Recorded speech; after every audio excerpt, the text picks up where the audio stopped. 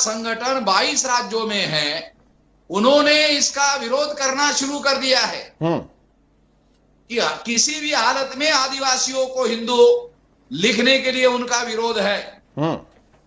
उनका यह कहना है कि अगर आदिवासियों को हिंदू लिख दिया जाए तो आदिवासियों के नाम पर उन लोगों को जो संवैधानिक अधिकार मिले हैं वो खत्म हो जाएंगे जी।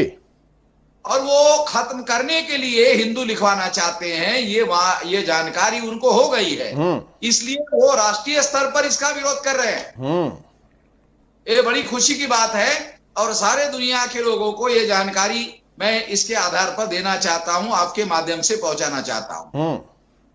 प्रोफेसर विलास जी, आपने जो डीएनए की रिसर्च, इस संदर्भ में मैं एक बात जोड़कर बताना चाहता हूं कि एक मिनट होल्ड रखना जी। जी हाँ जी, बोलिए जी। आदिवासियों को अब विदेशी ब्राह्मण क्यों कह रहे हैं? मुझे ये लगता है कि ये ब्राह्मण एक षड्यंत्रकारी जमात है। उनके लिए ब्राह्मणों के ही कुछ रिसर्च खतरे में डाल रहे हैं। बनारस हिंदू यूनिवर्सिटी के प्रोफेसर है ज्ञानेश्वर चौबे और लखनऊ का है नीरज रॉय जी। ये दोनों आरएसएस से जुड़े हुए लोग हैं और वो जाति से ब्राह्मण हैं। ये लोग बीएचयू में चर्चा सत्र लिया और वहां कहा कि ब्राह्मण विदेशी है जी। अभी हाल ही में आदिवासी विदेशी है और हाल ही में एक अखबार में खबर आई कि ज्ञानेश्वर चौबे बोल रहे हैं कि ब्राह्मण देशी है और आदिवासी विदेशी है। आगे जाकर वो खबर में ये जानकारी दी गई कि संथाल और मुंडा ये लोग विदेशी है और वो भारत में आए थे। मैं ये आपके शो के जरिए से जानकारी देना चाहता हूं आदिवासी लोगों को भी और तमाम मूल निवासी बहुजन लोगों को भी कि ज्ञानेश्वर चौबे के साथ हमारी डिबेट करवाई जाए किसी स्टेज पर या किसी टीवी चैनल पर। मैं इधर आपकी इस बात में अभी ऐड करना चाहता हूं कि अगर वो सज्जन चाहें तो हमारी ओर से सिंहनाद से हम उन्हें ओपन इनविटेशन देते हैं, आपको भी ले आएंगे और वो भी आएंगे और दोनों को हम क्रॉस क्वेश्चन पूछेंगे। अगर चाहें तो हमें मैसेज कर कर बता सकते हैं, हम उन्हें अरेंज करेंगे इधर लाने के लिए। जी, मैं बहुत एक वैल्यूबल जानकारी बता रहा हूं कि ज्ञानेश्वर चौबे को आदिवासियों को विदेशी कहने की जरूरत क्यों पड़ी। उसका मूल कारण है कि 15 जून 2006 को जी बीएमसी जीनोमिक्स नामक पत्रिका में थंगराज और ज्ञानेश्वर चौबे ने एक रिसर्च पब्लिश किया डीएनए के ऊपर। उसका टाइटल था in situ origin of deep rooting lineages of mitochondrial micro haplogroup M in India. ये 15 जून 2006 को ज्ञानेश्वर चौबे के नेतृत्व में रिसर्च हुआ। ये रिसर्च कहता है कि ब्राह्मणों का जो डीएनए है R1A1 है। ब्राह्मणों का जो डीएनए है वो R1A1 है और भारतीय लोगों का आदिवासी और बैकवर्ड कास्ट जिसे SC ST OBC कहते हैं जी, नॉट ओनली आदिवासी और आदिवासी के अलावा जो जातियों में बटे बैकवर्ड कास्ट है, इन लोगों का डीएनए जिसको उन्होंने कहा M हैप्लोग्रुप L3, इन लोगों का डीएनए आपस में मिलता है। 2006 में ज्ञानेश्वर चौबे अपने रिसर्च में बता रहे हैं कि आदिवासी लोगों का डीएनए 60% है। मुझे बताओ 60% आदिवासी कहां से हुए? आदिवासी तो 8% है। तो SC ST OBC और आदिवासियों का डीएनए मिलाकर वो कह रहे हैं कि इनका डीएनए 100% मैच होता है। ब्राह्मणों का डीएनए आदिवासी और SC और बैकवर्ड कास्ट और माइनॉरिटी के साथ भी मैच नहीं होता। ये उनका डीएनए 2006 का था जी। उनका डीएनए और एक पब्लिश हुआ। उनका एक डीएनए और एक पब्लिश हुआ जो बहुत मायने रखता है, ज्ञानेश्वर चौबे इसके मेंबर है। ये डीएनए 7 अगस्त 2006 को पब्लिश हुआ। ये भी बीएमसी जेनेटिक्स नामक जर्नल में इनका रिपोर्ट पब्लिश हुआ। उसका रिपोर्ट का टाइटल है genetic affinities among the lower caste and tribal groups of India, inference from Y chromosome and mitochondrial DNA. ये रिपोर्ट क्या कह रहा है कि भारत में जो हैप्लो ग्रुप है M89, M52 और M95, ये एम ग्रुप जो माइटोकॉन्ड्रियल डीएनए है, ये आदिवासी और बैकवर्ड कास्ट के अंदर मिलता है, और अपर कास्ट जो ब्राह्मण है इनके अंदर ये डीएनए नहीं मिलता। और भारत की जो आबादी है वो सारी बैकवर्ड कास्ट और आदिवासी एक ही जेनेटिक की है जी, एक ही वंश की है। तो ब्राह्मण चौबे को हमारी चुनौती है कि तू अखबार में लिख रहा है, तुम्हारा जो डीएनए रिसर्च बता रहा है आदिवासी और बैकवर्ड कास्ट एक ही डीएनए के लोग हैं, और उनका डीएनए ब्राह्मणों से नहीं मिलता, ब्राह्मण विदेशी है, तुम्हारा रिसर्च कह रहा है। तो मुझे ऐसा लगता है कि मोहन भागवत के लिए जैसे शिंदे को यूज किया, मगर चौबे उनके लिए रोड़ा बन गए कि चौबे का जो रिसर्च हुआ वो इंटरनेशनल लेवल पर पब्लिश हुआ, और चौबे ब्राह्मणों को विदेशी बता रहे और आदिवासियों को मूल निवासी बता रहे। चौबे अपना रिसर्च पहले रिजेक्ट करके बताए और नहीं कर सकते, इसीलिए जैसे शिंदे को मीडिया के सामने भोंकने के लिए कह रहे हैं, उसी तरह चौबे को भी भोंकने के लिए कह रहे हैं। ये बीएचयू में प्रोफेसर रहने के लायक भी नहीं है, वो बहुत बड़ा क्राइम कर रहे हैं। और केवल आदिवासी इसका विरोध नहीं करेंगे, बल्कि भारत के तमाम बैकवर्ड कास्ट, माइनॉरिटीज लोग, तमाम लोग इस बात का विरोध करेंगे जी। वामन जी, आपसे सवाल है, जो डीएनए के सामने ब्राह्मणों का हिंदू राष्ट्रवाद है वो टिक पाएगा? क्योंकि राष्ट्रवाद का एक शिलावा जो सरदार जी, आपको एक अनुरोध है जी, ब्राह्मणों को आप हिंदू मत कहिए। नहीं, मैं आप ब्राह्मणों को ब्राह्मण ही कहिए जी, लेकिन वो जो शिलावा है, मैं आपके जो सवाल आपसे पूछ रहा हूं, जो एक हिंदू राष्ट्रवाद का शिलावा है जो वो पेश कर रहे हैं, हाँ, मैं वही समझाना चाहता हूं जी।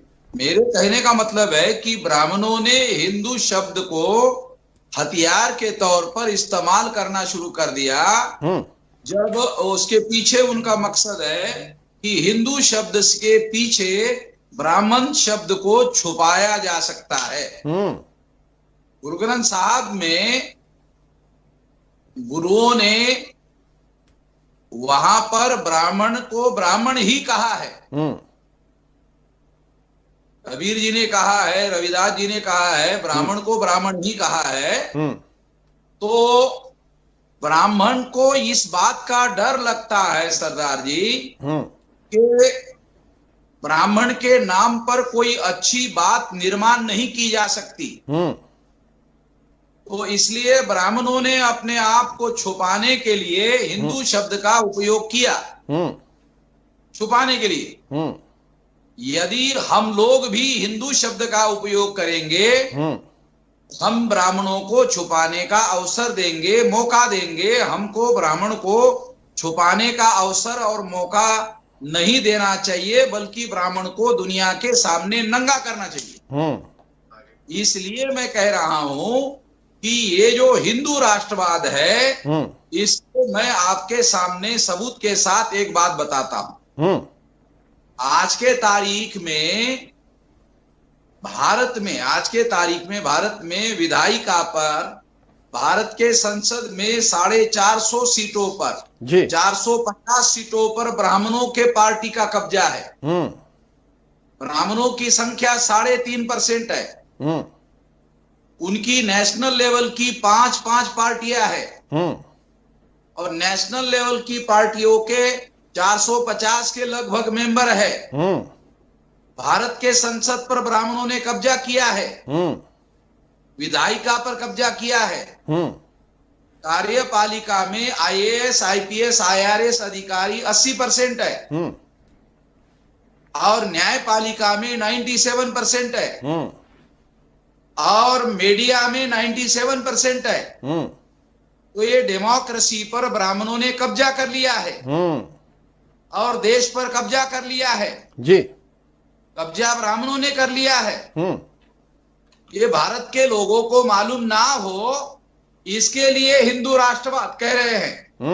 यही मेरा सवाल था कि ये जो छलावा है, राष्ट्रवाद का छलावा है, ये टिक पाएगा उनका? जी, एक छलावा है, वो ब्राह्मणों का जो कंट्रोल है सारे देश भर में, उसको छुपाना चाहते हैं और भारत की प्रजा को जानकारी होने देना नहीं चाहते। बिल्कुल। प्रोफेसर विलास जी, इसलिए हम लोगों को इस छलावा को दुनिया के सामने नंगा करना चाहिए, खुलकर बोलना चाहिए, खुलकर बताना चाहिए सबूतों के साथ। जी, मैं कोई भी बात बगैर सबूत के बोलने का आदी नहीं हूं। बिल्कुल ऐसे चाहिए।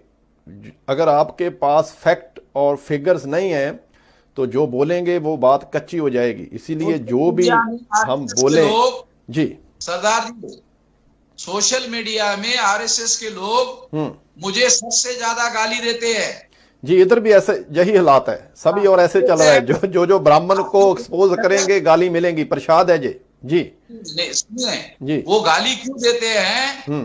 क्योंकि मैं हर बात सबूत के साथ बोलता हूं और उनके पास उसका कोई जवाब नहीं होता है तो गाली देना शुरू कर देते हैं। तो मैंने पंडितों को कहा, ब्राह्मणों को कहा, अरे भाई तुम तो अपने आप को पंडित कहते हो, विद्वान कहते हो, गाली क्यों दे रहे हो? क्या तुम गाली हम लोगों से सीखकर गाली दे रहे हो तो क्या तुम हमारी संतान हो, हमारी औलाद हो, नाजायज औलाद हो क्या हमारी? जी, हमारी गालियां तुम दे रहे हो?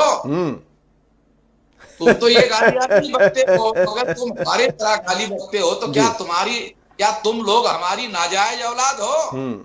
हमारी गालियां बक रहे हो। बिल्कुल।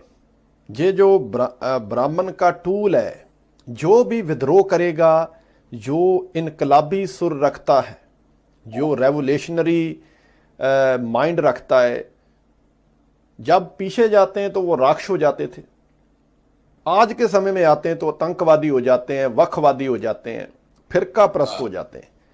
आज के समय की केवल जो वोकैबुलरी है वो चेंज हुई है, लेकिन भावना जो है आज भी वही है। प्रोफेसर विलास खरात जी, आपके पास एक मेरा सवाल है। आप जो डीएनए पर जो आपने रिसर्च किताब लिखी है, जिसमें ब्राह्मणों के विदेशी होने के साथ साथ आपने उन्हें बहुत क्रूर, जंगली बताया है कि वो जंगली हैं, बहुत क्रूर हैं। स्पष्ट करेंगे, हमें थोड़ा और खोल कर बताएंगे भी कैसे आप महसूस करते हैं वो एक जंगली हैं, अत्याचारी हैं, क्रूर हैं? थोड़ा और खोल कर बताएं जी। ब्रिटिश काल में सिंधु सभ्यता का उत्खनन किया और दुनिया के लोगों का आकर्षण उसकी ओर बढ़ा। ब्रिटिश लोग चले गए और उसके बाद भारत सरकार ने सर मॉर्टिमर व्हीलर को दोबारा उस इलाके का उत्खनन करने के लिए बुलाया जी। सर मॉर्टिमर व्हीलर बहुत बड़े इंटरनेशनल स्कॉलर है और आर्कियोलॉजिस्ट है। इन्होंने वहां उत्खनन किया। उन्होंने अपनी रिपोर्ट में जो भारत सरकार ने पब्लिश किया उसमें ये लिखा है कि इंडस सिविलाइजेशन के अंदर मैंने कई खुदाई की। एक जगह उन्होंने ये कहा कि मुझे 14 डेड बॉडीज मिली, कुछ महिलाएं हैं, कुछ बच्चे हैं, कुछ बूढ़े हैं, कुछ नौजवान हैं, और उनके सर पर कुल्हाड़ी के और हथियार के निशान पाए गए। तो उन्होंने अपनी रिपोर्ट में यह कहा कि इंडस सिविलाइजेशन अपने आप खत्म नहीं हुई, बल्कि ये